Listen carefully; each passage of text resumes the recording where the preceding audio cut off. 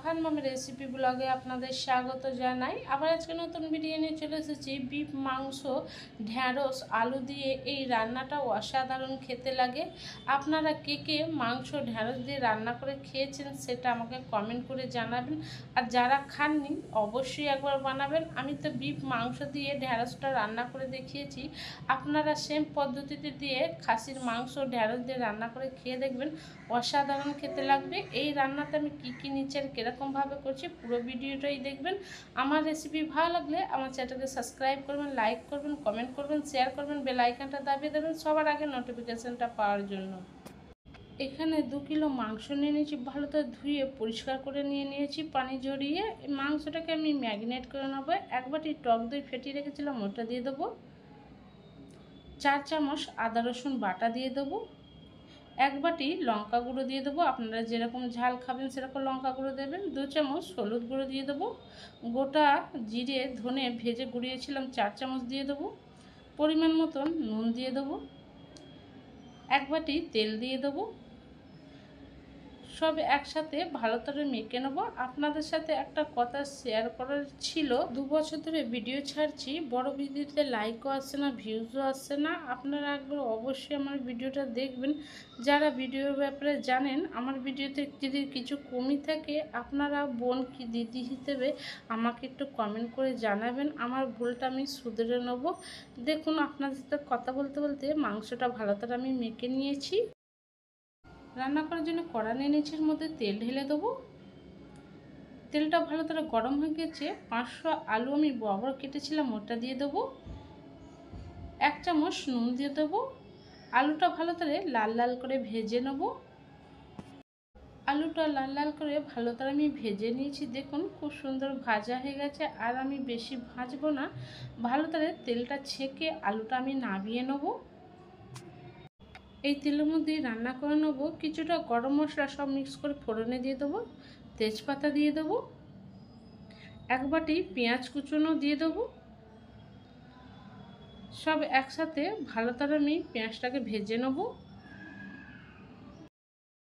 পেঁয়াজটা ভালো করে আমি ভেজে নিয়েছি, বেশি আমি লাল লাল করে নিয়ে হালকা যখন পিঙ্ক কালারটা এসেছে এরকমই ভেজে নেব। ম্যারিনেট করা মাংসটা দিয়ে দেবো। এর মধ্যে অল্প পানি বুলিয়ে দিয়ে দেবো, বেশি আমি পানি দেবো না। ভালো করে মাংসটা একবার কষিয়ে মিক্স করে নেবো, নাহলে পেঁয়াজটা পুড়ে যাবে।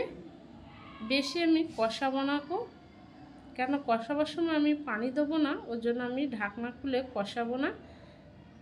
ঢাকনাটা দিয়ে গ্যাসের ফ্লেমটা মিডিয়াম রেখে দিয়ে 15 মিনিট পরে ঢাকনাটা খুলে দেখে নেব।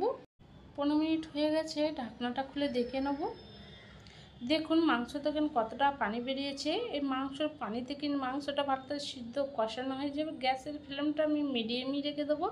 আবার ঢাকনা দিয়ে আমি 15 মিনিট পরে ঢাকনাটা খুলে দেখে নেব। 15 মিনিট হয়ে গেছে, ঢাকনাটা খুলে দেখে নেব।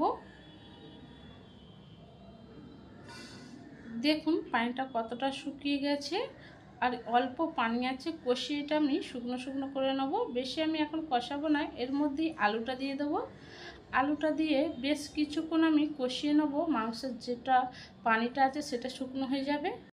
মাংসতে আলুটা দিয়ে ভালো করে আমি কষিয়ে নিয়েছি। দেখুন মশলা থেকে তেল ছেড়ে দিয়েছে, জানবেন যে ভালো করে কষানো হয়ে গেছে। এর মধ্যে পানি ঢেলে দেবো। বেশি আমি পানি দেবো না, এই রান্নাটা আমি মাখা মাখা করব। দেখুন এতটাই আমি পানি দিয়েছি। ঝোলটা ফুটলে আরও ঝোলটা কমে যাবে। ততক্ষণ ঝোলটা ফুটুক, ঢ্যাঁড়সটা আমি ভালো করে ভেজে নেব। ঢ্যাঁড়সটা ভাজার জন্যে কড়া নিয়ে নিচ্ছি, এর মধ্যে তেল ঢেলে দেবো। তেলটা ভালো করে গরম হয়ে গেছে, তেলটা কড়ার মধ্যে চাইড়ে নেবো, নাহলে ঢ্যাঁড়সটা কড়ার মধ্যে লেগে যাবে।